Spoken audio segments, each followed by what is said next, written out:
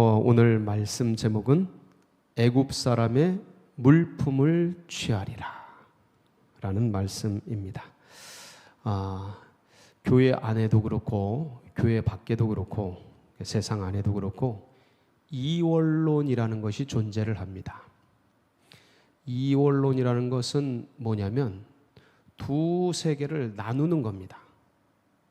그러니까 하늘의 세계와 땅의 세계를 나누어서 하늘의 세계는 거룩하고 땅의 세계는 부정하다, 이렇게 생각하는 그런 사고방식.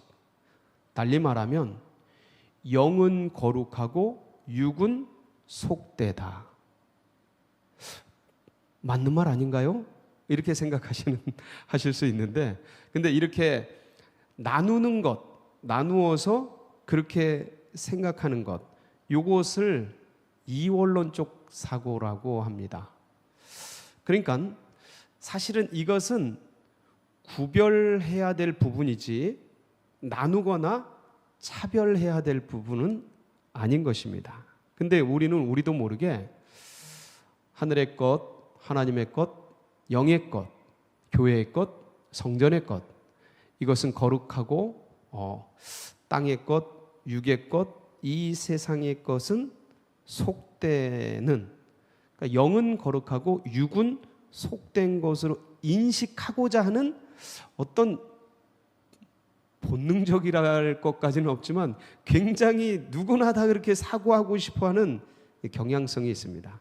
근데 그것은 하나님의 사고방식은 아닙니다.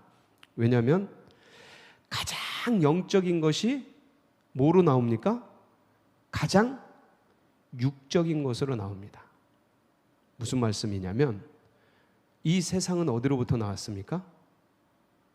하나님께로부터. 그러니까 우리도 모르게 살아가다 보면 하나님을 믿고 영적인 사역을 하고 말씀을 계속 묵상하고 이러다 보면 왠지 모르게 세상 것은 속되고 이 세상 것은 좀 멀리 해야 되고, 그래서 막 산속으로 들어가야 될 것 같고 거부해야 될 것 같고 막 그런 생각들이 든단 말이죠. 근데 그것은 하나님의 방식은 아닙니다. 왜냐하면 하나님은 가장 영적이신 분인데 그분이 만든 것이 가장 육적인 우리들이에요.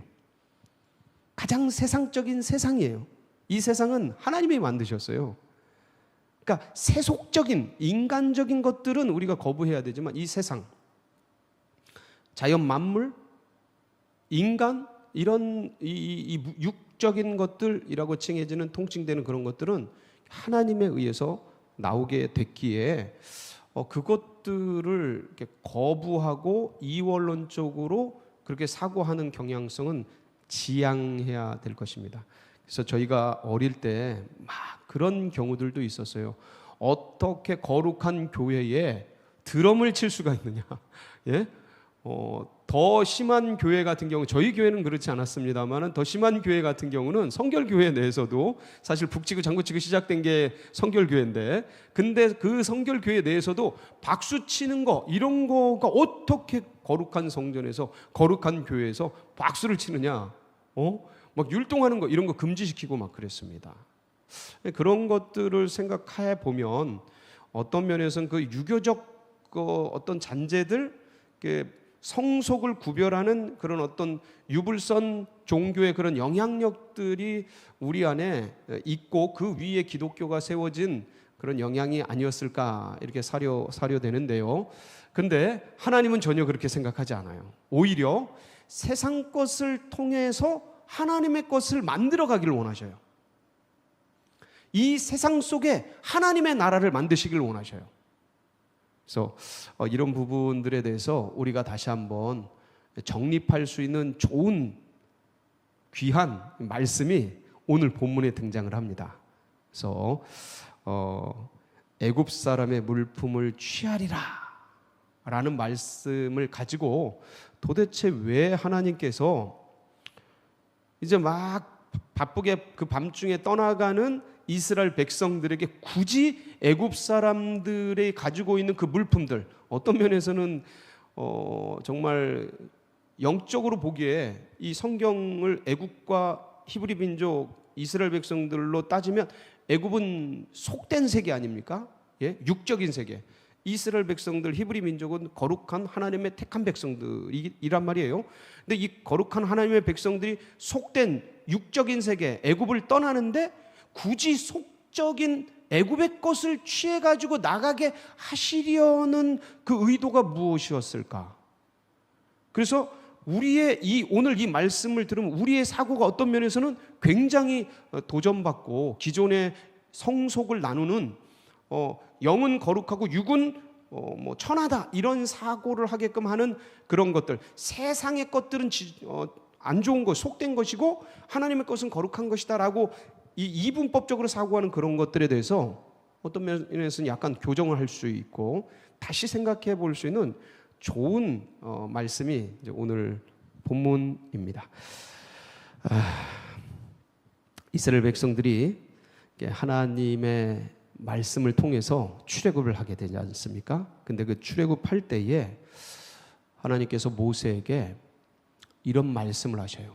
너희들이 이제 출애굽을 하게 될 텐데 그때에 너희들이 그냥 떠나지 말고 애굽 백성들의 물품을 가지고 가라 말씀하십니다. 그게 어디에 기록이 되어 있습니까? 20절 말씀 보실까요? 20절, 21절 같이 읽습니다. 시작. 내가 내 손을 들어 애굽 중에 여러 가지 이적으로 그 나라를 친 후에야 그가 너희를 보내리라. 내가 애굽 사람으로 이 백성에게 은혜를 입히게 하리라. 너희가 나갈 때에 빈손으로 가지 아니하리니. 빈손으로 가지 아니한다라는 거예요. 그럼 뭘 가지고 가야 되냐? 이 하나님의 명령이고 하나님의 말씀인데 그게 오늘 이제 핵심이 되는 22절입니다. 같이 한번 읽어볼까요? 시작.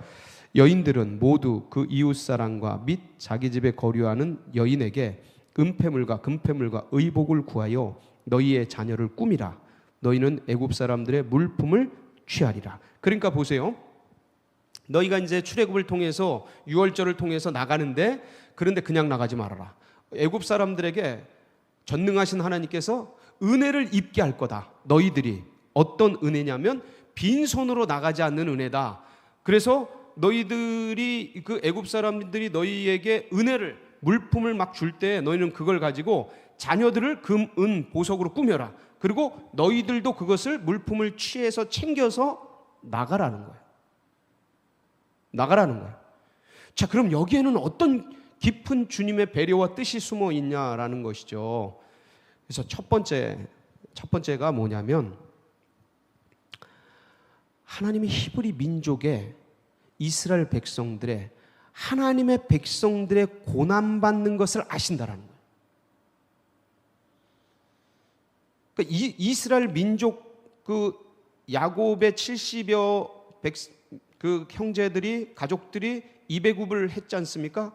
그리고 요셉이 있는 동안 좀 살다가 그 이후에 고난 속으로 들어간다고요. 그리고 400여 년간을 고생과 노동과 노예화의 길을 거쳐서 나중에는 민족 말살이 되는 그런 지경까지 처해지게 되는 거예요. 그러니까 수많은 세월 속의 고난과 아픔을 겪은 것이죠. 그리고 중노동과 목숨을 빼앗기면서까지 노동에 시달리는 그런 엄청난 고통의 시간들을 거쳐왔어요. 주님이 그걸 아신다는 거예요. 주님이 그걸 기억하신다는 거예요. 그래서 사실 갑자기 나가니까 아무것도 못 챙겨갈 수 있어요. 예? 갑자기 해방되고 갑자기 뭐 밤중에 뛰어나가야 되고 하니까 사실 다른 거를 챙길 여력이 없단 말이죠. 밥 한 끼 챙길 여력이 없는데 주님은 이걸 챙기라는 거예요. 챙겨주겠다라는 거예요. 그게 뭐냐? 하나님이 너희들이 400년 동안 40년 동안 4년 동안 지난 코로나19의 1년여 동안 고난받고 고통받고 아픔받는 그 시간들을 기억하신다라는 아신다라는 거죠. 그리고 아실 뿐만 아니라 그 고난과 고통에 대한 뭐를 챙겨주세요? 대가. 노예살이 중노동의 아픔과 그 고통과 그 힘든 일들을 한 대가, 수고, 그것을 주님이 기억하시고 챙겨 주신다라는 것입니다. 자, 그러면 이스라엘 백성들이 몇 년간 고생을 하죠? 그게 창세기 15장에 보면 아브라함과 횃불 언약을 하실 때 주님께서 예언을 하십니다. 그 기간이 있어요. 여러분, 고통에도 다 기간이 있습니다. 때가 있어요.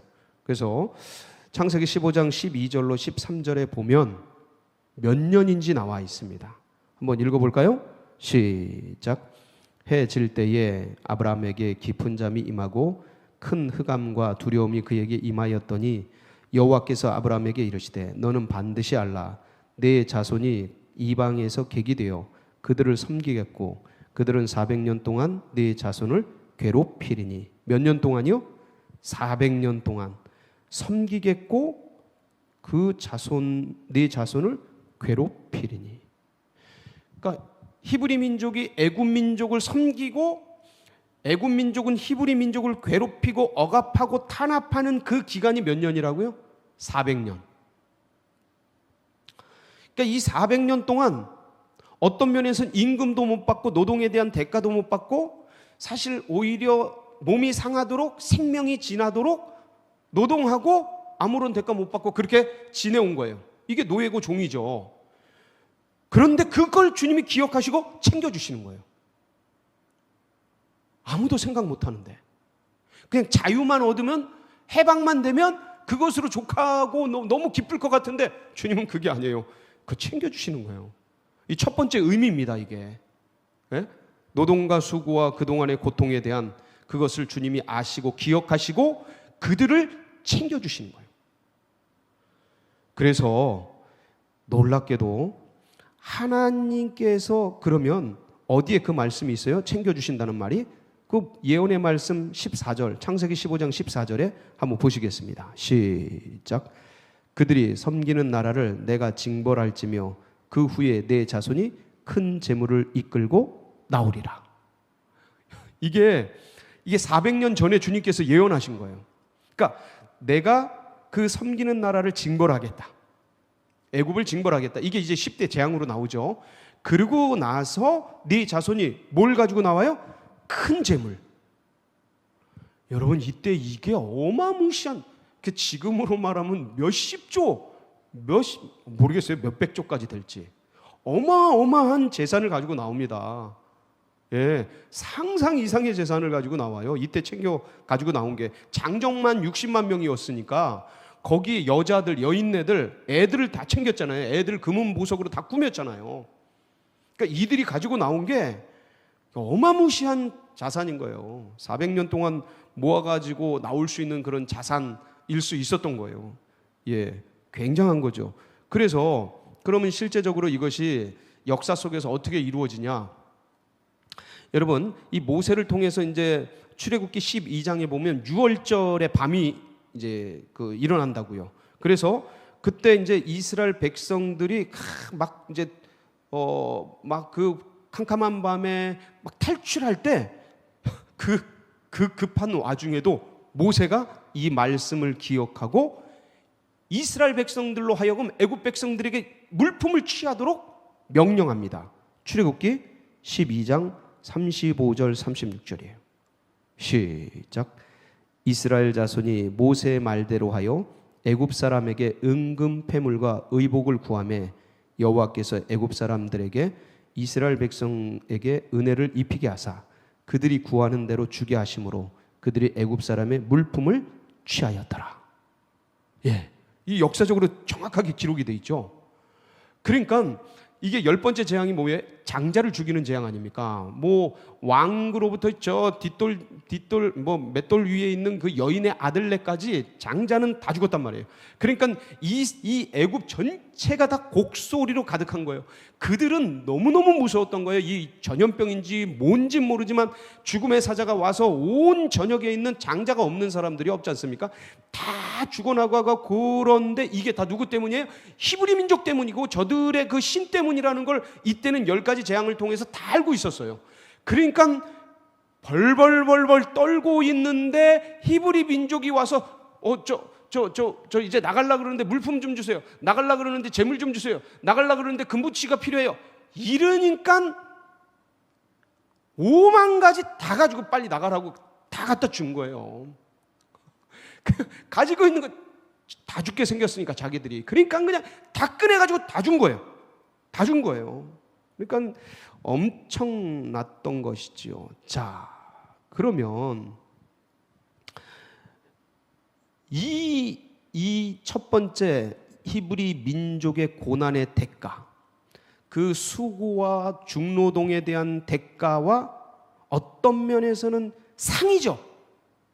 고생한 사람들, 고통받은 사람들에게 주는 하나님의 특별한 대가, 그 상이란 말이에요. 그 히브리서 11장 6절에 보면 이 말씀이 있습니다. 한번 볼까요? 시작. 믿음이 없이는 하나님을 기쁘시게 하지 못하나니 하나님께 나아가는 자는 반드시 그가 계신 것과 또한 그가 자기를 찾는 자들에게 뭘 주셔요? 상 주시는 이심을 믿어야 할지. 여러분, 이게 또 고생하고 고난받고 아픔받고 이것들에 대한 하나님의 반드시 상이 있습니다. 믿음의 상도 있지만 이 고난에 대한 상도 있다라는 거예요. 거저 주시지 않아요, 고난을. 반드시 이 고난에 대한 어떤 특별한 그 상급이 있어요. 예, 대가가 있습니다, 하나님. 죄에 대한 대가도 있죠. 고난을 받은 사람이 받는 대가가 있어요. 상이 있어요. 그걸 받는 겁니다. 400년 동안 이스라엘 민족에게 고난받고 고통받고 노동한 것에 대한 대가를 이렇게 주님이 챙겨주시는 거예요. 주님은 챙겨주시는 하나님이시라니까요. 반드시 상 주시는 하나님이시라니까요. 할렐루야 하십니까? 그럼요. 아멘입니다. 아멘입니다.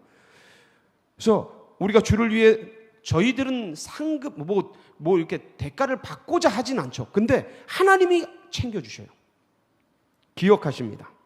예, 세상에서 이렇게 고난받고 아픔받고, 예, 세상에서 이렇게 눌리는 거 주님이 다 기억하셔요. 다 아십니다. 그래서 그것을 나중에 지불해 주시고 우리의 작은 신음소리에도 귀를 기울이셔서, 할렐루야, 이스라엘 민족의 이 신음소리에 귀를 기울여 주신 거 아닙니까? 이스라엘 민족이 어떤 신음소리를 주님께 올려드립니까?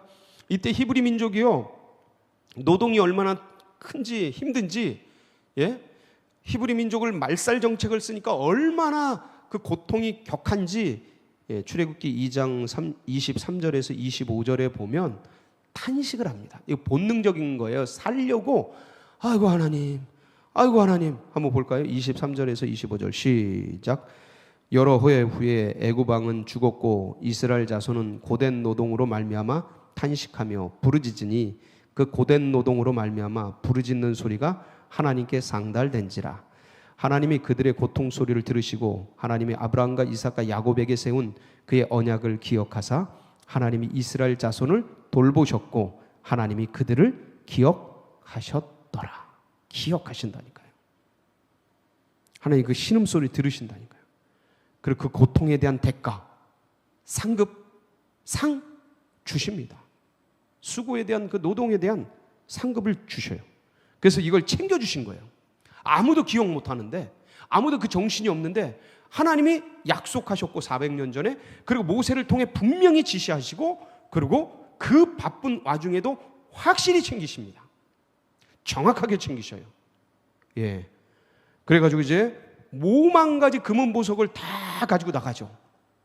자, 그러면 이게 겉으로는 이스라엘 백성들에 대한 노동의 대가요, 그 고통에 대한 어떤 상급이라면 그것뿐이었을까? 이 물질로 보증하는 것이 그것뿐이었을까? 그렇지 않습니다. 더 큰 하나님의 빅피처, 더 큰 그림이 있어요. 결국 이것을 가지고 뭐를 만드셔요? 하나님이 성전을 지으십니다. 성전은 아니죠. 여기서는 이 출애굽 시대는 광야 시대니까 성막이 되죠. 성스러운 천막, 장막. 예, 오늘날로 말하면 성전이요, 교회인. 그 당시에 건물 성전인 성막을 만들게 되는 것입니다. 뭘 가지고요?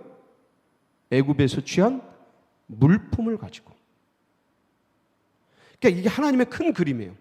그래서 출애굽기 35장 20절에서 29절에 보면 이때 이제 모세가 쫙 성막에 대해서 어떻게 만들고 어떻게 법궤를 어떻게 만들고 쫙 그래서 지성소는 어떻고 물두멍은 어떻게 만들고 천막은 해달 가죽을 씌우고 어떻게 만들고 쫙 한 다음에 기둥은 어떻게 세우고 이 전체적인 성막에 대한 그림과 설계를 쫙 그린 다음에 이스라엘 백성들에게 너희들 가지고 있는 물품을 헌금하라 라고 선포합니다.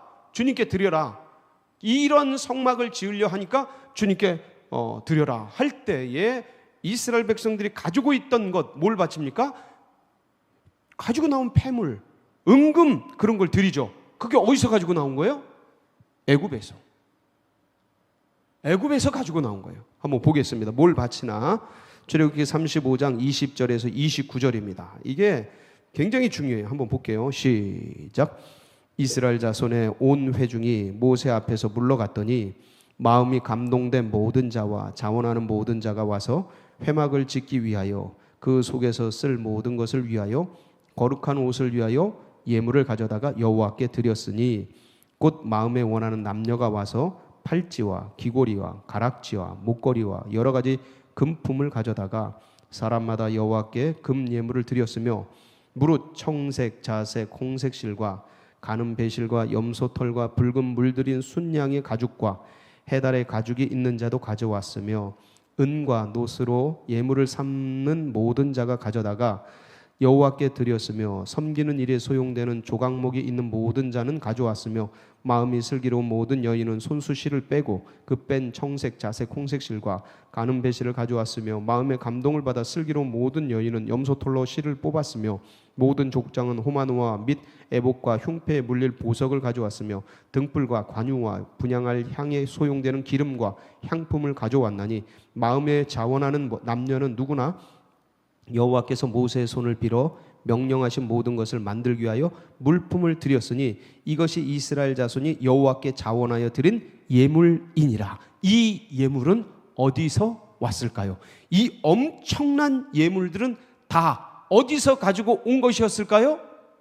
애굽.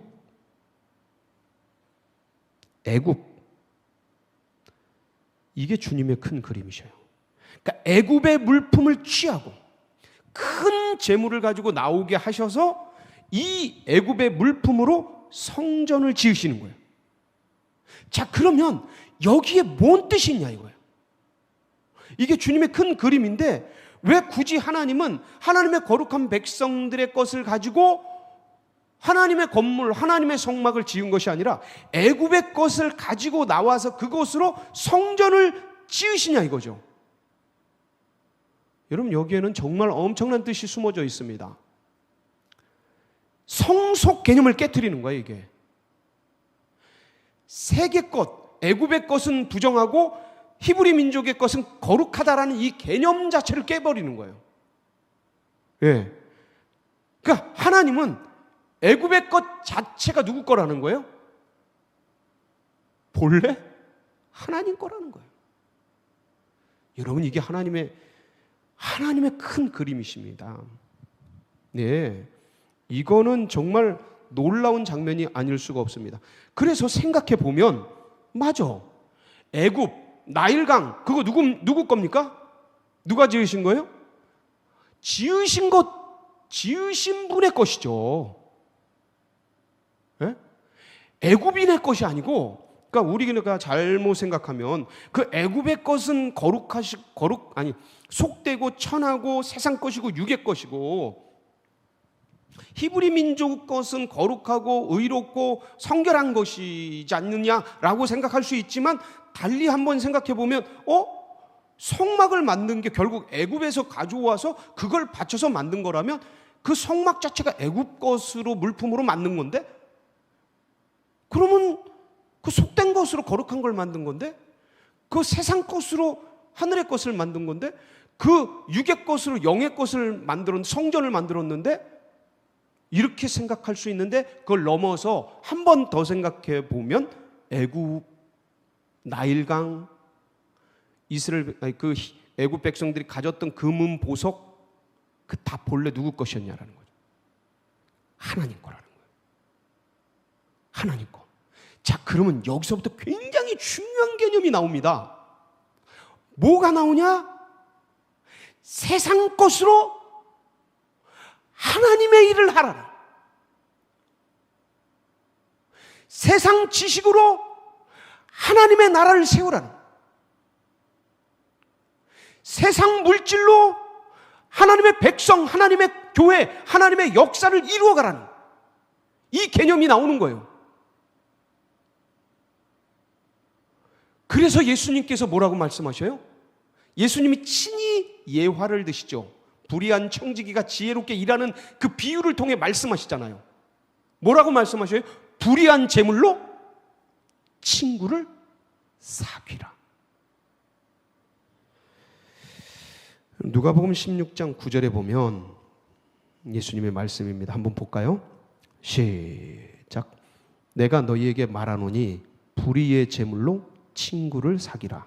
그리하면 그 재물이 없어질 때에 그들이 너희를 영주할 처소로 영접하리라. 여기서 불의한 재물은 뭐예요?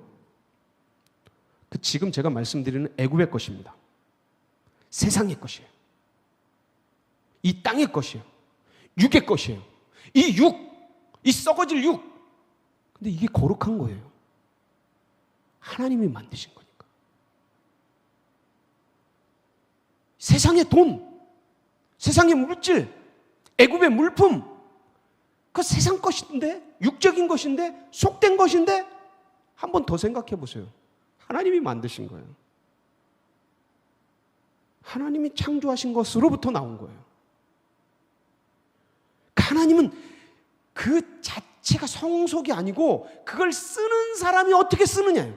그걸 쓰는 사람들이 애굽을 위해, 애굽의 우상을 위해 그 애굽인의 배를 배불리고 먹고 마시기 위해 쓰니까 그게 속된 거죠. 그게 더러운 거고 천박한 거죠. 근데 그 동일한 금은 보석을 주님의 성막을 위해 자원해서 드리니 그게 거룩해지는 거예요.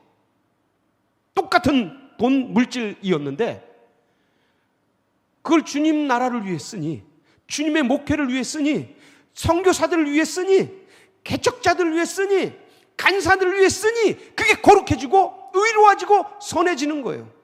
여러분, 그래서요, 우리 그 개신, 이 기독교가 시작될 때 바울 이후에 가장 위대한 신학자로 불리우는 사람이 어거스틴입니다. 성 어거스틴이라고 불리죠. 근데 이 성 어거스틴이 원래 세상의 철학자였어요. 예? 세상의 철학자였다고요. 그리고 다른 신을 믿던 사람이에요. 다른 종교를 믿던 그런 사람이었어요. 근데 이제 어느 날 어머니 모니카의 기도와 그 스승의 참 기가 막힌 기도를 통해서, 말씀을 통해서 변화가 되지 않습니까? 책을 열어라, 열어라. 그래서 열었더니 로마서 말씀이 나오고 이제 새 사람이 되고 빛의 갑옷을 입고 뭐 그러지 않습니까?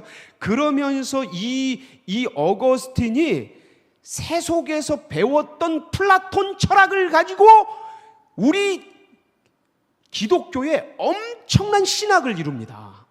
뭘 가지고요? 플라톤 철학, 이데아 철학을 가지고 기독교의 기본 바탕을 만들어요. 이 플라톤이. 바울도 사실은 히브리 유대 문학을 배워가지고 이 개신교, 그러니까 기독교의 위대한 사도로 쓰임 받지 않습니까? 똑같아요. 이 어거스틴이 플라톤 철학에 정통한 사람이거든요.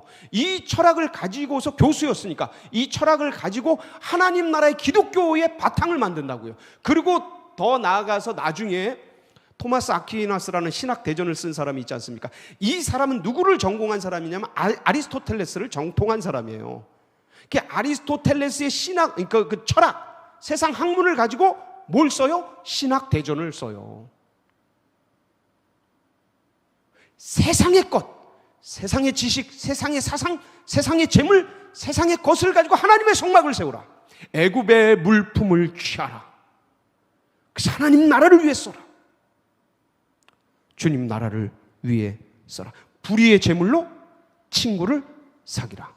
사랑하는 성도 여러분, 그래서 하나님이 지으신 것은 속된 게 없어요. 전부 거룩하죠. 다 하나님의 것입니다. 그래서 디모데전서 4장 4절 한번 보겠습니다. 디모데전서 4장 4절 시작. 하나님께서 지으신 모든 것이 선함에 감사함으로 받으면 버릴 것이 없나니. 세상 물건 이런 거로 거룩해지고 속되지고 이런 게 아니에요. 하나님의 말씀과 기도로 거룩해지는 것이죠.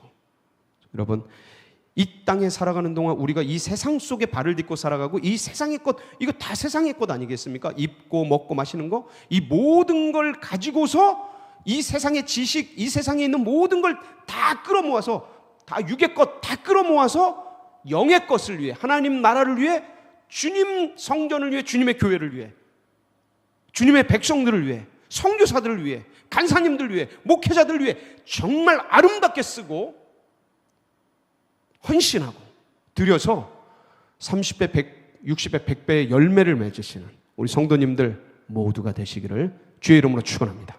함께 기도드리겠습니다.